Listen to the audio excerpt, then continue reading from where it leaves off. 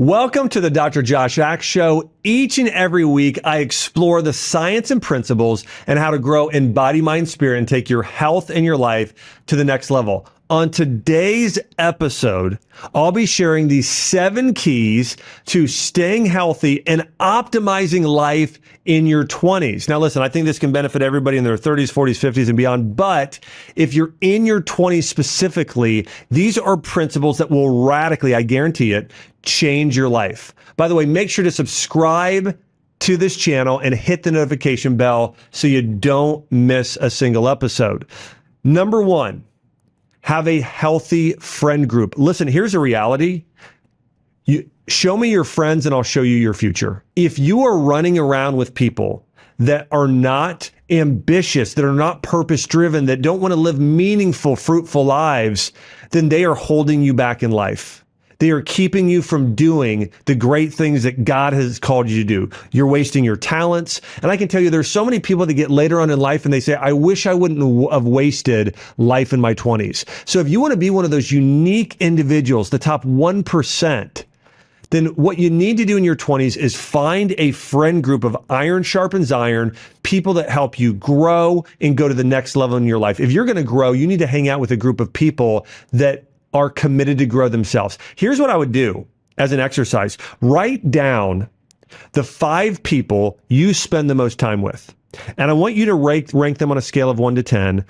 10 being they help you grow tremendously. They help you grow in your character, so you are more loving because of them, more grateful. You learn so much from them. You're more wise. They're very disciplined, so you're more disciplined. So write down on a scale of 1 to 10, where do those 5 people rank? And be brutally honest with yourself.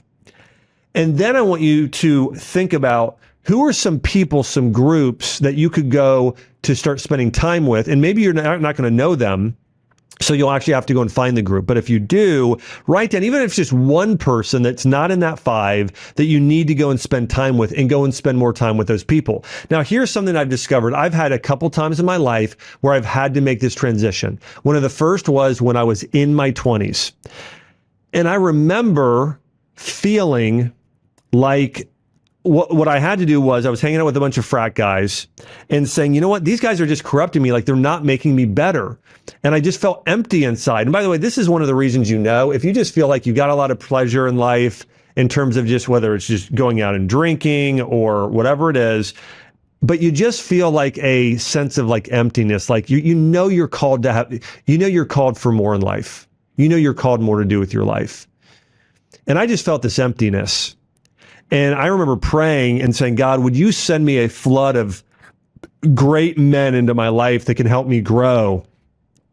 And then I started going to things like church groups and like other growth groups and things that were motivated, inspired, purpose-driven people met a group of guys, and over time became closer and closer with them. But I did have a period there, a couple of months, where I felt a little bit where I was by myself more.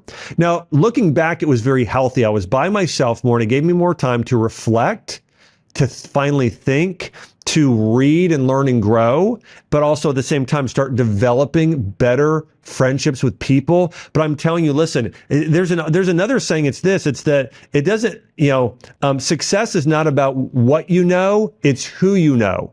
And anyone in business will tell you that if you want to be successful, it's not just what you know. More importantly it's who you know. And you need to pursue, just like you would pursue a spouse, just like you would pursue something in athletics, like running to win the race. You should pursue great friendships and finding the right people in your life in the same way. Now, some people feel guilty for leaving their friends behind, but they're making that choice. You're not, in a way.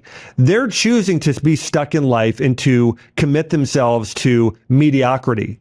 You're pursuing greatness, and the only way for you to be great is to run around with other people that are committed to being great in their character and their skills and growing in life. And so don't feel bad about it. Here's another rule. If you wouldn't have your future kids or someone you deeply love, if you wouldn't want them to hang out and spend all their time with those people, then you shouldn't be spending your time with them yourself.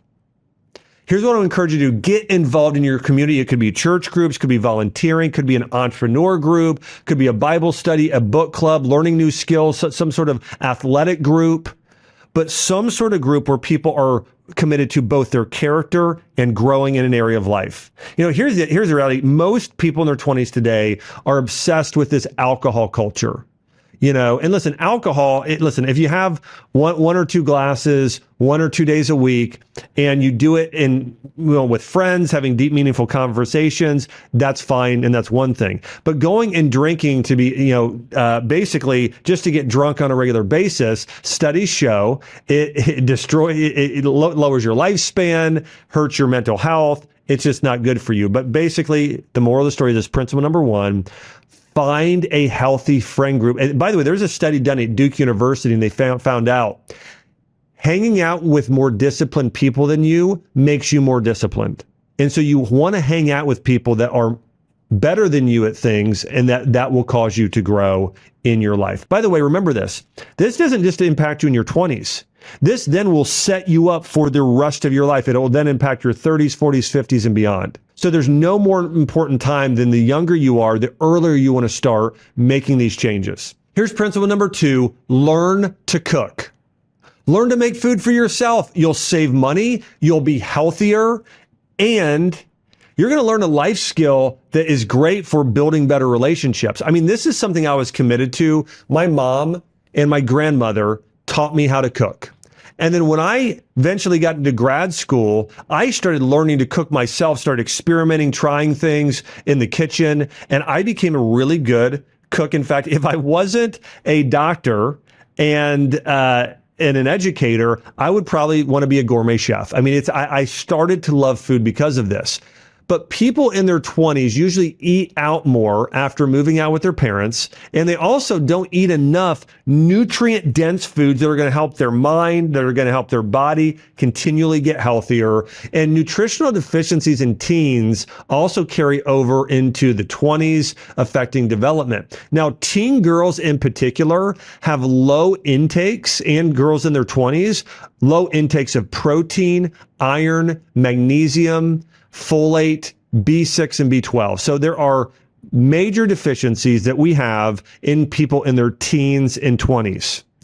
Now, the best way to deal with that is focusing on getting a lot of meat that's ideally organic, if you can afford it. If not, it's okay. But meat, vegetables, fruit, things like sweet potatoes, rice, beans, but eating those sort of nutrient-dense foods will really help your life. Here's another crazy stat. 25% of adolescent girls have anemia, a condition where someone does not have enough quality red blood cells that are carrying oxygen to their tissues. Now, this can be linked to painful menstruation, just general up and down mood. It can be associated with just feeling fatigued and weak and tired all the time, a number of mental health issues, depression, anxiety. So a lot of girls today in their teens and 20s are dealing with blood deficiency. In order to cure that, getting more quality red meat, beets, green leafy vegetables in your diet, taking a multivitamin, all of those can help. And specifically, if you have that exact condition, taking the herb Dong Quai and a easily digestible food-based iron will help that tremendously as well. But basically, one of the cures to all of these vitamin and mineral deficiencies are making food for yourself at home. When you're eating out, the reality is it is typically void of any vitamins and minerals. And so you really want to be able to make home cooked meals. My brother-in-law now is in his 20s, and he's learned how to make sourdough bread. I'm talking about like the real deal, better than any restaurant you've ever been to, sourdough bread. And he's also got a crock pot he's experimenting with. He's got a blender. So he's always making different foods. And this is what I did in my 20s. For instance, I decided when I was in my 20s, I wanted to learn how to make a great breakfast. And so I experimented with a lot of different pancake recipes using gluten-free flour, corn flour, almond flour. So I used all these different flours and by the way, sometimes they weren't good and I just kind of ate it anyways because I didn't want to waste the money. But over time, by the way, the first recipe I ever put in any cookbook I ever had, it was a recipe for blueberry pumpkin pancakes. And I discovered that recipe because myself and my friend Brian in college were testing out all these different recipes. We tried just blueberry, we tried chocolate chip, we tried banana, and our favorite was mixing blueberries and a little bit of pumpkin, and they tasted incredible. And we learned that from that process, and I became a really great cook by practicing. Here's the other thing is when I started dating, and for like my wife, Chelsea, when she would come over, I would impress her. I remember I made her this meal the first night we went out, went on a date, when Chelsea, came from Atlanta to visit me in Nashville. And the next night I made her a meal. I made something, it was chicken, that was with a gluten-free crust. I cooked it up in this coconut oil and olive oil. And then I did sun-dried tomatoes, mushrooms, some garlic, all sauteed. I did the side of sauteed kale with some garlic and onion and oil. And then I made dessert, this like chocolate avocado mousse. And I think I really impressed her. So also, if you want to get married, find a great spouse, one of the greatest ways to impress anyone is being able to make great quality food. Okay. And so learning to cook in your 20s can be an absolute game changer for your health, even for your relationships. In fact, Chelsea and I both learned to love to cook, and so we would have other couples over and make big gourmet meals for them and have a great time as well. So learn to cook to get healthier and to live your best life in your 20s. The number 3 principle that is crucial for people in their 20s is exercise for longevity. I see a lot of people today, and by the way, I'm speaking from experience, who are going and doing hardcore CrossFit and hardcore marathons and triathlons and doing things that over time start to actually destroy their body. Now listen, I would rather you exercise hard than be sedentary and never work out at all. But you want to find a happy medium where you want to exercise frequently, but do it in a way that's kind to your body. Doing just traditional weightlifting, it tends to be kinder to your body, especially if you are not going too heavy, trying to max out and you're protecting your low back. Doing heavy deadlifts, max out squats, again, some of the things I talked about, you'll pay for it later if you're injuring your joints. So walking a lot, you can do some running, but you want to do it on softer surfaces, like go to a track or a treadmill or a trail. Cycling is great. Swimming is great. Doing some classes can be great. If you ever get a trainer, get someone that helps you with functional movement. But here's just what I would say working out wise. Do not abuse your body and your joints in your 20s because you'll pay for it later on and start feeling all these injuries typically when you get into your 40s. I did this when I was doing CrossFit. I injured my back for the first time. My wife doing CrossFit injured her knee to where she could hardly walk or she could walk, but she couldn't run. She couldn't walk fast. She couldn't be on her knee too much because she got so much inflammation in her knee. And so we started paying for that in our 30s. So be kind to your body if you want to have great longevity in the future. Number 4, stay off birth control. Birth control prescribed for it's prescribed for everything from acne to cramps to supposedly balancing hormones to also avoiding pregnancy, which also encourages sexual promiscuity, which by the way will destroy your soul and your mind and can even damage your physical health.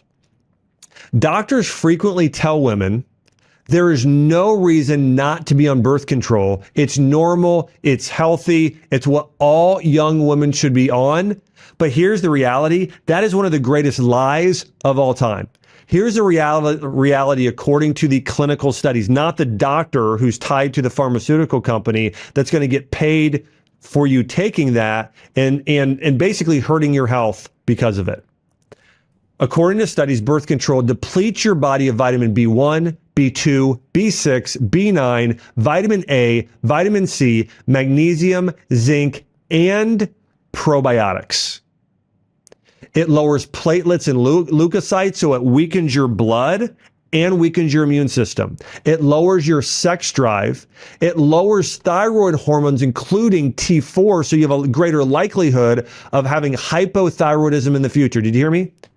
If you've ever taken birth control, your chance of having hypothyroid in the future is greater. And the number of women now who have had to get on thyroid drugs because they took birth control is immense.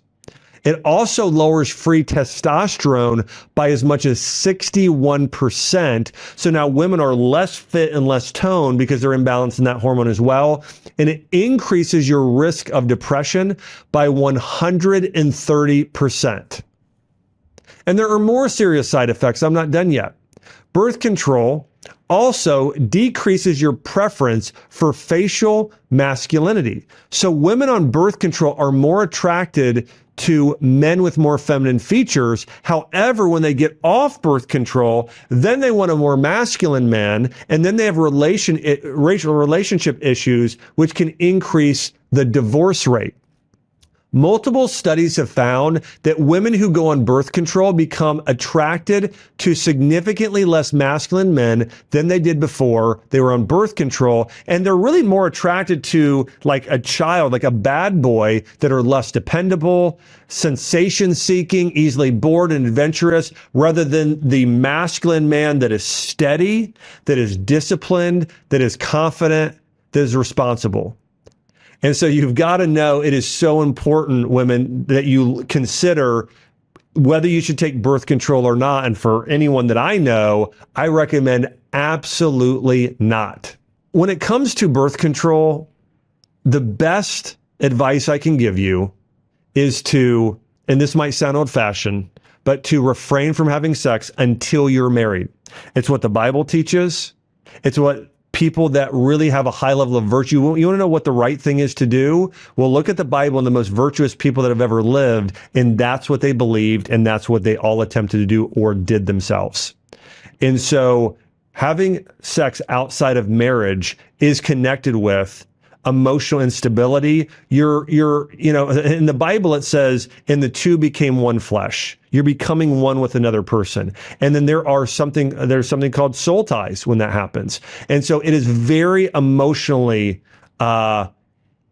destructive to have sex outside of marriage. And so really my encouragement there is save yourself for that person, that one person that you're designed to be with the rest of your life. If you want to be blessed, and doing that in your teens and 20s will help set you up for an amazing marriage and relationships in the future. Number 5, find a job you love.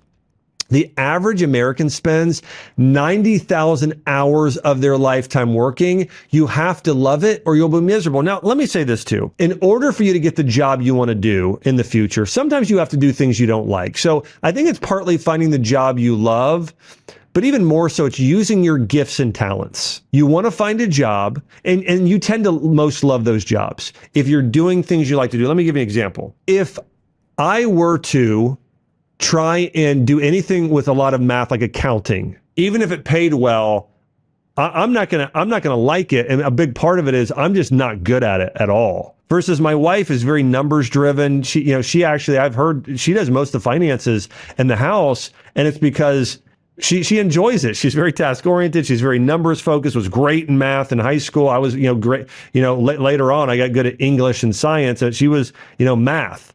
And so all that being said, you need to figure out what you're good at, what your unique God-given strengths and gifts are, and work on developing those. I tell most people in your 20s, don't worry about making the most money. Make money, but more than that, get a job where you can learn and grow and develop the talents that you have. Think about where you're most talented and gifted. If you don't know, ask others. If not, try a bunch of things. See where you start to thrive. But more than that, more than anything, find a job where you can develop your gifts to set you up in your 30s to make money, but do what you're most passionate about and can have the most impact doing. And number 6, if you want to rock out your 20s and have an amazing life in your 20s, expose yourself from the good and eliminate the evil. How much time do you spend on social media and on TV and on media devices? Do you know the average person spends 2.5 hours on social media and 2.5 hours watching TV? However, a lot of younger generations, people now, if you're watching this in your teens and 20s, it can be upwards of 9 hours a day on devices. I would recommend you do 2 things. 1, cut down on that time. Spend more time rather than sitting on the sidelines. Get in the game with real people. Don't just build relationships on social. Go out, meet people in person. Spend time outdoors. Do more physical activities. Do your best to take whatever your media time is and cut it in half or cut it way, way down and replace it with things. The other thing is when you are on your social devices or on TV, whether you're watching a TV show, listening to music, scrolling on social, make sure the content is uplifting and it's good and not evil. If something is making you feel terrible about yourself, if it's promoting sexual promiscuity, drug abuse, a lot of violence, or just basically moral grayness, it is corrupting your character. It's corrupting you. It is keeping you from being the best you can be. We all want to get to the end of our life and say, I ran the best race.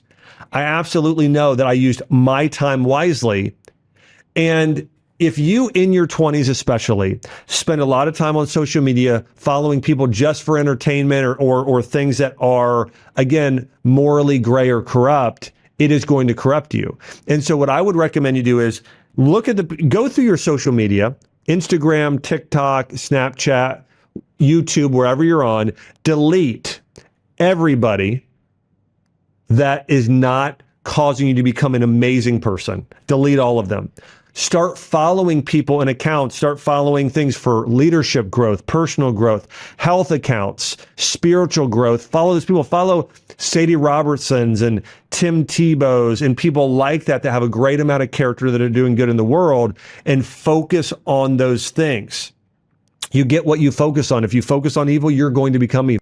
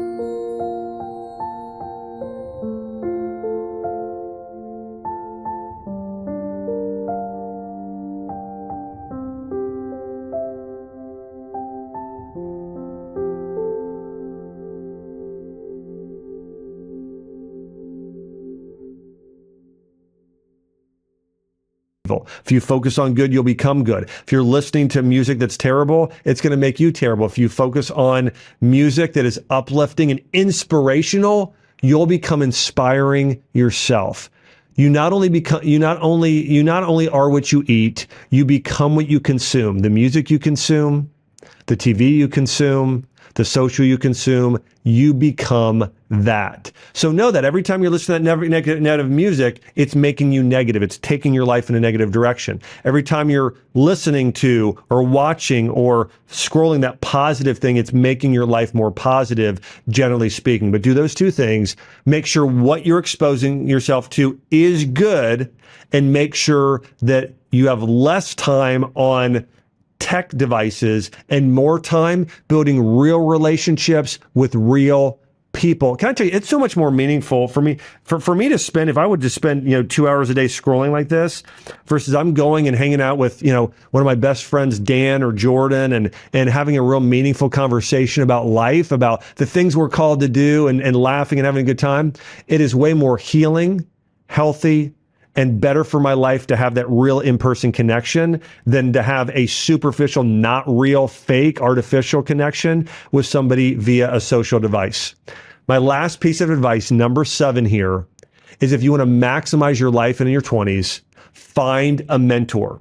74% of those who had a meaningful mentor say that the person contributed significantly to their success in life. I can tell you from my life, here's the principle. You become who you surround yourself with. That includes the peers from step number 1, your friend group, but also your mentor group.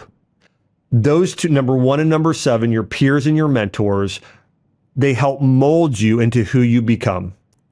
And so you want to find mentors. You want to find mentors in 2 ways. You want to find mentors that are actually in person, that are just a little bit ahead of you in life in some area. It could be they're a little bit more spiritual, have more spiritual maturity than you. It could be they have more wisdom than you in some area. Maybe it's in business. Maybe it's whatever it is. When I was in high school, I got grounded once for a long time, but my dad said, hey, you know who you can hang out with? Jason and Chastity Sloan, this couple. And they were about, I want to say 9 to 10 years older than me. She was my sister's basketball coach. He played football in college for a school in Kentucky called Georgetown.